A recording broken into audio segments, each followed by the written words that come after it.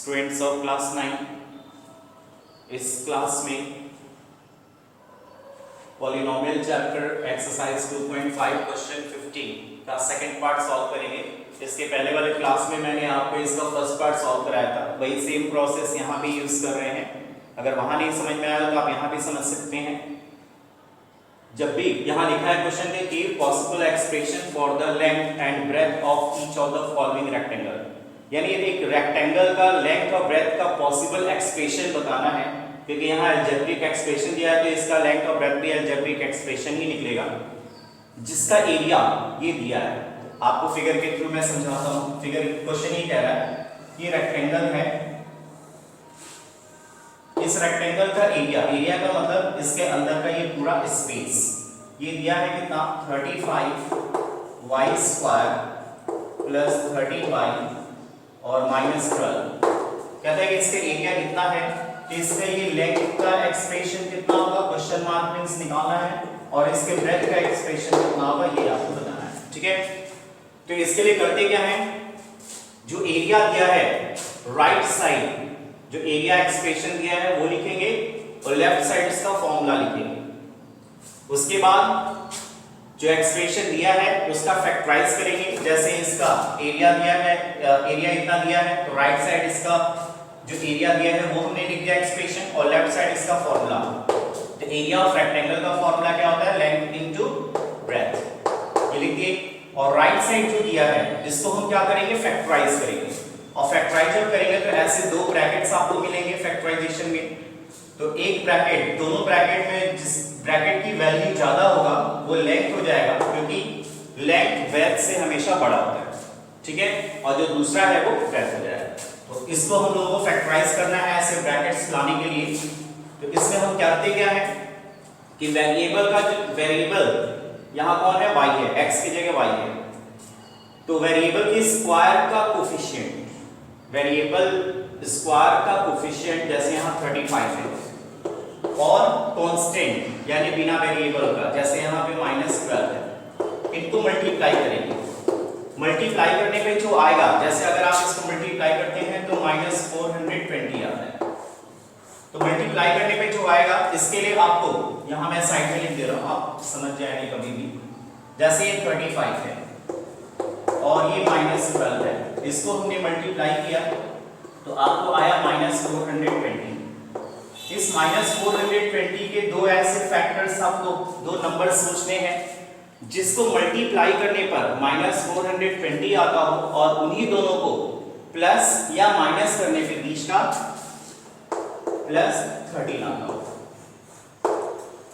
तो वैसे तो बहुत सारे आपको नंबर्स मिलेंगे जिसका प्रोडक्ट 420 होगा, लेकिन एक यूनिक ही नंबर उनमें पेयर होगा जिसका प्लस या माइनस +13 आएगा। तो आप अगर सोचें तो इसमें जो है, आप अगर ध्यान दें तो इसमें नंबर्स आप सोचेंगे ऐसे दो नंबर्स जिसको मल्टीप्लाई करने पे 420 आता हो, ओके, और इसको प्लस या माइनस करने पे 13 आता हो। तो इसके लिए आपको सोचना पड़ेगा नंबर्स। अगर सपोज दैट आपको दिखाते हैं, देखिए यहाँ पर अगर एक मैं 28 लेता हूँ, 28 और एक 15, 28 और 15, इसको मल्टीप्लाई करते हैं, क्योंकि माइनस करने पे आप देख रहे हैं 8 में से 5 या तो 3, 2 में से 1 या तो 30 तो आ जाता है माइनस में। क्या मल्टीप्लाई करने पे 420 आ रहा है, तो 8 5 जा 40, 4 कैरी, 5 2 जा 10, 10 और 4 40, 1 से करेंगे तो 8 और 2 0 12 और ये 4। ठीक है, ये हमारा नंबर्स क्या मिला, 28 और 15 मिला। ठीक है, तो दो नंबर्स आपको मिल गए 28 और 15, जिसको मल्टीप्लाई करने पर ये भी आता है और माइनस करने पे ये भी आता है। अब रहा कंडीशन कि दोनों को मल्टीप्लाई करने पर माइनस आए, नंबर तो आ गया लेकिन साइन का ध्यान देंगे, तो दोनों में से कोई एक माइनस होगा, ये माइनस भी आ जाएगा। सपोज दैट ये माइनस है और ये प्लस है, तो मल्टीप्लाई में तो माइनस हो जाएगा, चाहे ये माइनस हो या वो माइनस हो। लेकिन क्या इनके वजह से ये सही हुआ, तो माइनस प्लस होता माइनस है, 28 में से 15 को माइनस करेंगे 13 आएगा, लेकिन साइन बड़े गलत है, और बड़ा यार 28 है और साइन माइनस है, तो -13 बना रहा है, उसको गलत हो जा रहा है। अगर ऐसी कंडीशन आए कि एक सही हो रहा है केवल प्लस माइनस से दूसरा गलत हो रहा है तो आपको कुछ नहीं करना है, उनके साइन को चेंज कर देना, यानी माइनस था तो इसको प्लस कर देंगे और इसको माइनस, तो आपका वो भी सही हो जाएगा और ये भी। कैसे? मल्टीप्लाई में तो माइनस में गया, प्लस माइनस माइनस माइनस करेंगे 30 बटा 28 प्लस आ गया। ठीक है, अब इस दोनों को उठा के हमको कहां रखना है? बीच वाले के प्लेस पे रखना है। तो बाकी पूरा टर्म्स वही रखते हैं, बस बीच वाले को स्प्लिट करते हैं और वहां पे लाके उन दोनों को रखेंगे, और क्योंकि y का टर्म है तो दोनों में y यूज करके यहां लिखेंगे। ठीक है, इसके प्लेस पे तो 35y square plus 28y minus 15y minus 12। बीच वाले को स्प्लिट करने के बाद आपको 4 टर्म्स मिल जाते हैं। 4 टर्म्स में दो टर्म्स का ऐसे आप ब्रैकेट कवर करके ग्रुप बना लेंगे और उसके बाद इनमें से कॉमन निकालेंगे। 35 और 28 है, नंबर में कॉमन कैसे निकालते हैं तो देखते हैं किस टेबल से ये कैंसिल हो रहा है। जिस लार्जेस्ट टेबल से कैंसिल हो रहा है वो लार्जेस्ट टेबल इसका कॉमन मिल जाएगा। तो आप देख रहे हैं किससे हो रहा है? 7 से। 7 5 7 4 सा, तो 7 कॉमन हो गया। यहाँ y स्क्वायर है या y है, यानी कितने y आप ले सकते हैं? तो वेरिएबल में जो कम पावर होता है वो उतना कॉमन लेते हैं, यानी सिंगल y।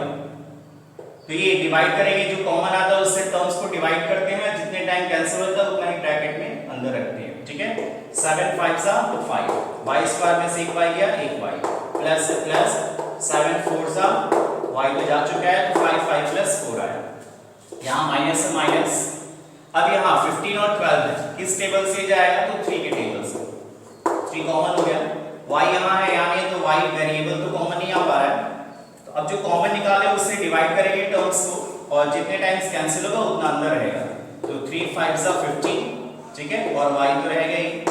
माइनस है, ब्रैकेट के पहले ही अगर माइनस आपको आ गया है तो आगे का साइन चेंज करना, अगर प्लस होगा तो साइन चेंज नहीं होता, ये पहले ही मैं आपको बता चुका। माइनस है तो ये प्लस हो जाएगा। ठीक है, और 3 4 सा, आपका दोनों ब्रैकेट सेम आना चाहिए स्टूडेंट्स, तो सेम आ गया, यानी अभी तक का स्टेप सही।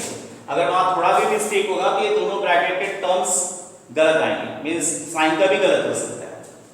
अब क्या करेंगे? इस ग्रुप में और इस ग्रुप में आप देख रहे हैं ये दोनों ब्रैकेट सेम है, यानी कॉमन किसको बोलते हैं? जो दोनों में अवेलेबल है। ठीक है, तो ये ब्रैकेट को हमने कॉमन ले लिया, 5 5 प्लस 4, तो यहां क्या बच गया? 7y और माइनस 3। ठीक है, तो आपके पास क्या है? यहाँ पे दो आपके फैक्टर्स बन गए, एक 5y प्लस 4 बन गया और एक 7y माइनस 3 बन गया। आप देख रहे हैं 5y प्लस 4, ये 5y ही केवल है, और ये 7y, ये 5 टाइम्स है 7 टाइम्स है, तो आई थिंक, और क्योंकि ये 4 ही केवल ऐड हो रहे हैं, माइनस केवल 3 ही माइनस हो रहा है, एक इसमें ज्यादा है और इसमें 3 कम है, तो आप करेंगे क्या? यहां से कंपेयर करेंगे। ठीक है, दोनों में कौन बड़ा है? तो लेंथ क्या हो गया? So hence length is equal to 7y minus 3 and breadth is equal to 5y plus 4। ठीक है, क्योंकि 5 टाइम्स है और 7 टाइम्स है, यहीं से आपको कंपेयर होगा, आगे देखने की जरूरत नहीं है। अगर ये दोनों सेम होता तब यहां से देखते हैं, ये याद रहेगा आपको। अगर यहां से कंपैरिजन हो गया कि ये बड़ा है, क्योंकि 7 टाइम्स है y का और ये 5 टाइम्स है y का, तो ये बड़ा हो गया, तो आगे को कंपेयर करने की आवश्यकता नहीं। अगर ये दोनों सेम होता है तो हम आगे कंपेयर करते हैं, जैसे इसके पहले वाले में। तो ये हमारा क्या हो गया? इस क्वेश्चन का सॉल्यूशन हो गया। मींस उस रेक्टेंगल का लेंथ इतना है और ब्रेथ इतना है, जिसका एरिया इतना दिया हुआ है।